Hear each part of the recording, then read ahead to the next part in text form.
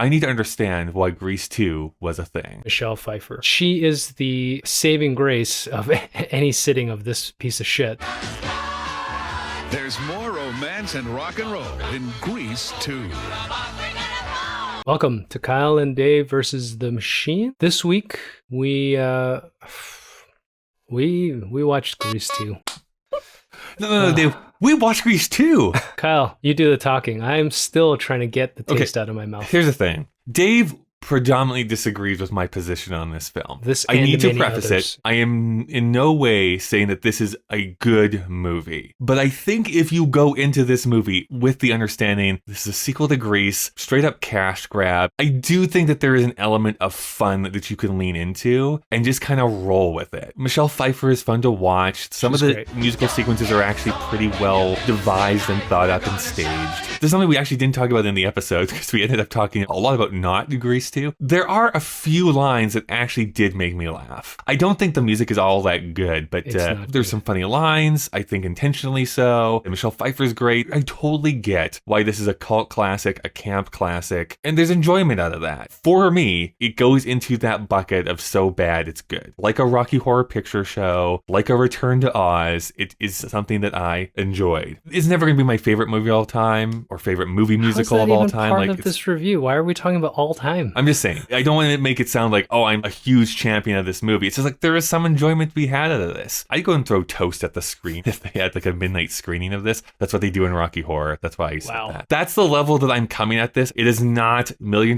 Duck or Yes, Giorgio, where it's so awful that it makes me want to hurt people. I think it had the potential to be that bad if it weren't for Michelle Pfeiffer. And what's interesting is this is her first film. You can tell that she's not the Broadway classically trained dancer, that she's not a theatrically trained singer, but she is the saving grace of any sitting of this piece of shit. She's magnetic. Every time she's on it, you're like, you know what? I wanted to throw up 20 seconds ago. But now that she's on the screen, I'm like, I'm going to give this another chance because maybe she can do something with this. Who's our guest again? Matthew. Our guest is Matthew K Begbie. We're all at least in agreement of this. Michelle Pfeiffer is like the best. Yeah, top tier. She's great. If you can salvage a career from this, you know that you are transcendent because nobody else in this movie was ever in a film. Can I just bring yet. this up? I understand like producers looking at this and being like, oh, that was a bad movie. It totally underperformed. I don't really get the idea of like, because you're in a bad movie, we're going to blacklist you and not hire you for other movies. I don't think it's because it didn't make money. I think it's because they were bad in it. I would even push back on there. I think there's a difference between a bad actor and being bad because you're given bad material. There's a couple of people in this cast that were Broadway actors. Yeah, but there's another reason why Broadway actors often don't make the transition to screen. It's so superficial, but there's just something about the way films are created. It is very difficult to take Broadway energy and squeeze it into film. You just can't get that, I don't know, what is it? The chutzpah? Great Broadway actors, stage actors don't always make it unless you're raised in the Shakespearean theater in the 70s in England, and then they just all win Oscars every year. Yeah. It's such a small pool over there. They'll all have their own BBC show at least once. There's not much to say, otherwise I'll get really angry. Is there anything else that we needed to talk about with this? No, I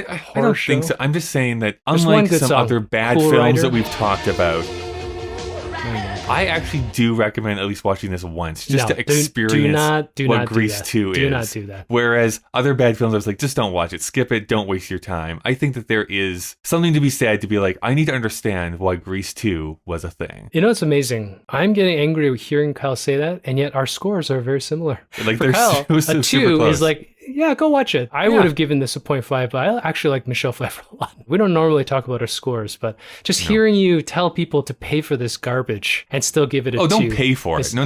Don't pay for it. That's the only if way you to have Paramount Plus. Paramount Plus. Someone does. All right. What happened this week in 1982?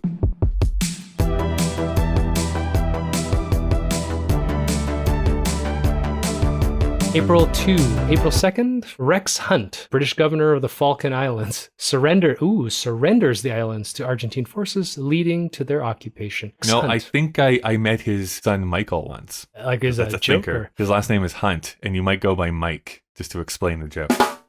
Please put a musical sequence right there. Cool Rider. Just put April Cool Rider 3rd, right there. invasion of Falkland Islands. The Argentine forces begin an invasion of South Georgia. Wow, Falkland Islands. There's a reason why we remember that name. It's a pretty big deal in the early half of 1982. We ought to research it more since we're going to talk about it a lot. But what was the one quote? We got a comment that we're just a voiceover Wikipedia page, and I embrace that. I like that. I agree. Everyone's welcome here in this big tent of voiceover Wikipedia content. Time to put on our motorcycle helmets and our goggles, open our shirts down to our belly button. Nobody will recognize who we are. Yeah, I'm just going to put on different glasses and you're going to be like, who are you? What's your name? I don't know who you are. I would never not wear a shirt under a leather jacket. Actually, that's probably not true. What are we watching next week?